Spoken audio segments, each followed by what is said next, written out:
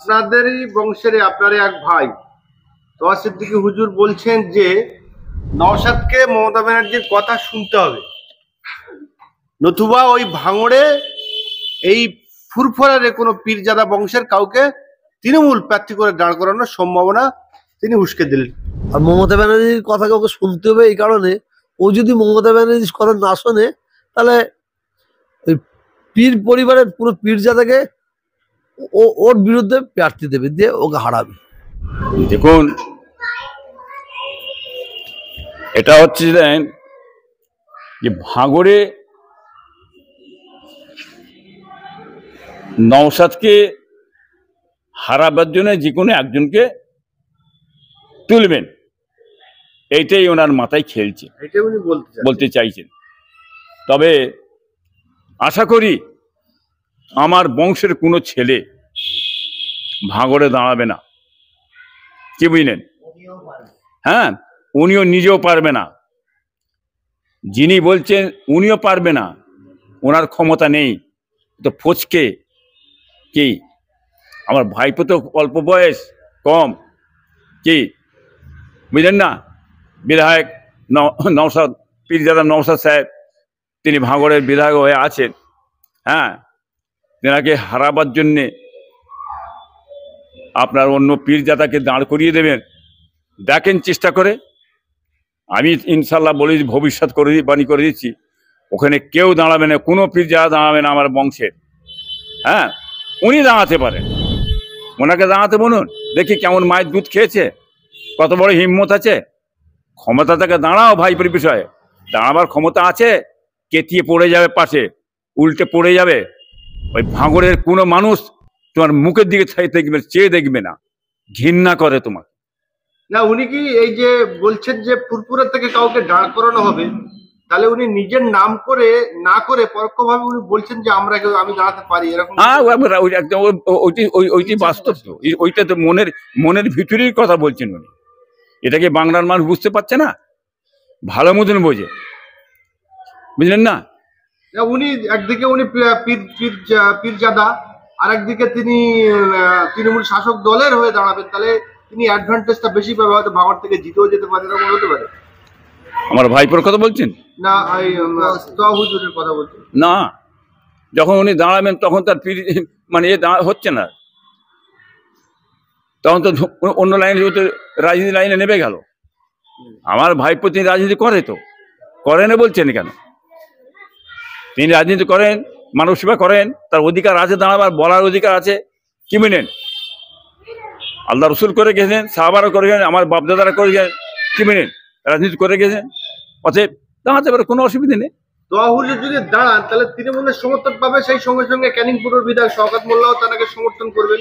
ইতিমধ্যেই তোয়া হুজুর এবং শওকত মোল্লার সাথে খুব ভালো সম্পর্ক, তাহলে উনি তো জিতে যেতে পারে ভাঙড়ে। হ্যাঁ, সেটা আমি দেখতে চাই তো, সেটা যে বলছি তো, দাঁড়াতে বলেন না, কেমন দুধ খেতে দেখি, দিতে আসুন না, জিপ পাশে ফেলে দেবে আমার ভাইপো, কি বুঝলেন? আমার ভাইপো নাই, জিপটা পাশে ফেলে দেবে, ঘুমটা ছিনিয়ে দেবে, দাঁড়াতে বলুন না, দেখি। আমরা ওইটা চাইছি, দাঁড়াক, একটু হোক, দেখি কিরম দাঁড়া।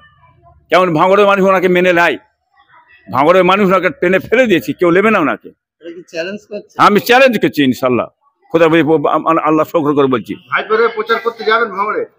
আমাকে প্রচার করতে হয়নি, ভাইপোর প্রচার মালিকের তরফে বাংলার মানুষ প্রচার করছে, বাংলার মানুষ পাশে দাঁড়িয়ে আছে আগামী দিনের জন্যে।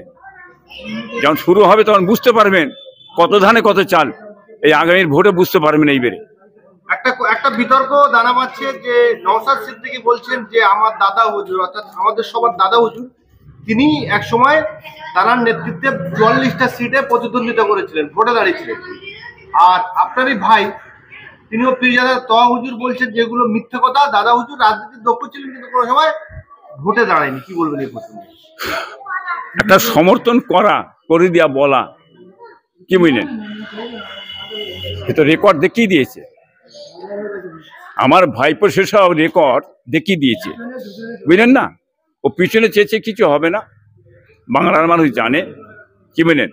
আমরা ভালো জানি কোনটা সত্য, যেটা নওশাদ বলছে সেটা। আমার ভাইপো শোনেন, আমার ভাইপো নওশাদ সিদ্দিকী পীরজাদা যে দলিল দেখিয়ে বলে দিয়েছে সেটা রাইট, কারেক্ট, এটা আমি তার চাচা হিসাবে বলে দিলাম। দরকার থাকে এসে ফাইল খুলে দেখতে বলবেন, দেখিয়ে দেবে ইনশাল্লাহ।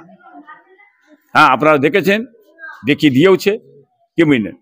ওই দিন দেখলাম যে ইফতারের মহফিলে তোহা সিদ্দিকীর আমন্ত্রণ করলে তিনি গেলেও তিনি বলেন যে দাদা জিপি কেলা অফার দিনে তিনি বিশেষভাবে ছোট জিপি কেলার ওখানে ইফতারের মহফিল করে এবং খাওয়া দাওয়া করে। এটা কতটা? দেখুন, এখানে একটা জিনিস ভাববার আছে, বুঝবার আছে। সেখানে যে গেছিলেন, ওখানে আমার কয়েকটা ভাই গেছিলেন, আমার ছোট ভাই কয়েকটা গেছেন, ছোট ভাই আমার, এবং আমার ভাইপোরা গেছিলেন অনেকে। সেখানে বসছিলেন, সেখানে বসে অনেক আলাপ আলোচনা হলো। সেই জায়গায় থেকে উনি জেনার কথা বলে গিয়ে যে এক ঝলক মুখটা দেখিয়েই সঙ্গে সঙ্গে উনি বেরিয়ে চলে এলেন।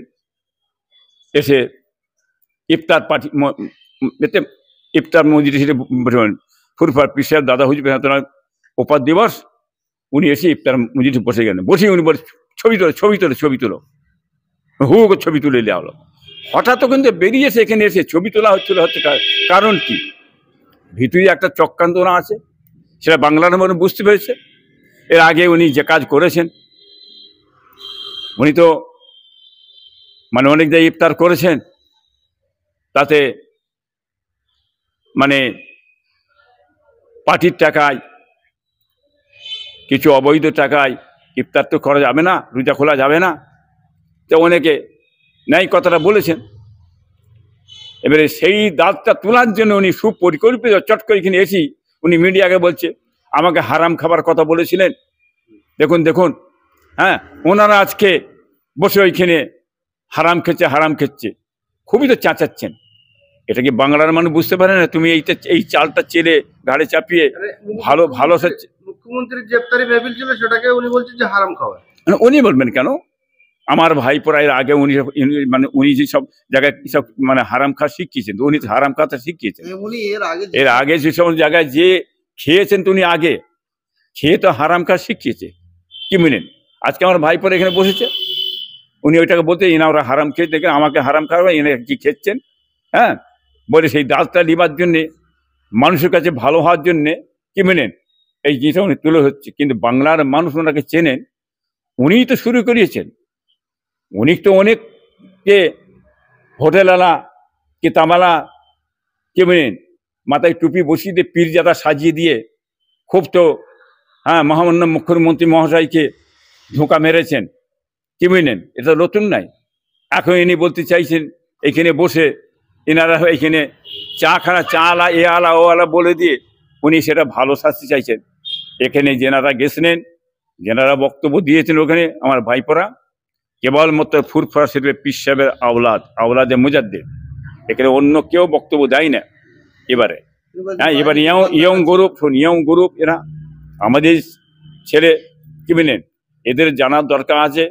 হ্যাঁ, এখানে তাদের বসার দরকার আছে, অনেক জিনিস বুঝবার দরকার আছে, তাদেরকে সামনে এগিয়ে যাক আগামী দিনের জন্য, এটা দরকার আছে আমাদের। সেটাকে আমি ভালো মনে করি, তাতে আমি খুশি, আনন্দ। অনেকের কষ্ট হতে পারে, কি বুঝলেন, এটা হতেই পারে,